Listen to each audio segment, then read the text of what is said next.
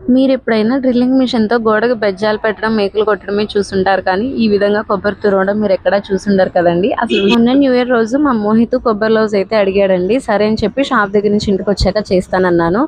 ఇలా తురుముతూ నేను కష్టపడిపోవడం చూసి, "ఇప్పుడు ఏం చేస్తావులే అంతా, నేను డ్రిల్లింగ్ మిషన్‌కి ఫిట్ చేయడం కుదిరిద్దేమో చూసి ట్రై చేస్తాను" అన్నారు. ఇక డ్రిల్లింగ్ మిషన్‌కి అయితే అలా కొబ్బరి తురుమేది ఫిక్స్ చేసి, మా వారైతే ట్రై చేశారనమాట. కానీ చేసింది ఫస్ట్ టైమ్ అయినా ఆయన ఆలోచనకి హ్యాండ్స్ ఆఫ్ అయితే చెప్పుకోవచ్చు. కానీ చాలా పర్ఫెక్ట్‌గా తురవడం అయిపోయింది.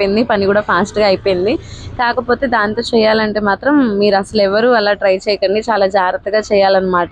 ఇంక సరే అని చెప్పి కొబ్బరి తురుము వేసి ఇచ్చిన తర్వాత నేను ఎప్పుడు ఏంటంటే రంగు కలపని బెల్లము అంటే తెల్ల బెల్లం లాగా ఉంటుంది కదా, అది వేసి అయితే చేస్తానండి. ఈసారి ఏంటంటే బెల్లం పౌడర్ ఉంటే అది వేసాను. ఎందుకంటే 10-10:30 దాటిపోయింది ఇది చేసేటప్పటికి. ఆ టైంలో అపార్ట్మెంట్లో బెల్లం కొట్టిన అసలు ఆ కొబ్బరికాయ కొట్టేటప్పుడే ఫోన్లో అయితే వచ్చేసినాయి ఏం సౌండ్ అని. ఇంక నేను బెల్లం కూడా కొట్టాను అనుకోండి, ఇంకా అంతే సంగతులు. సరే అని చెప్పి బెల్లం పౌడర్ అయితే ఇంకా అది వేసాను. అందుకే కలర్ అయితే ఇలా డార్క్ కలర్లో వచ్చిందనమాట.